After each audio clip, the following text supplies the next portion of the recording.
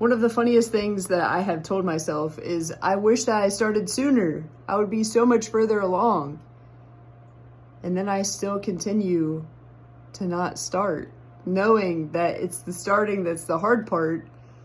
And once you get started, it's easy. It becomes easier and easier to keep going. And then you get to the place that you want to go because you never stop. But instead we say, I wish I would have started sooner. I wish I would have started saving sooner. I would have so much money. What is wrong with right now? You can regret the past, or you can just make the decision to do what you wish you would have done in the past now for your future self that's coming up. So your future self can be happier because you kept the discipline.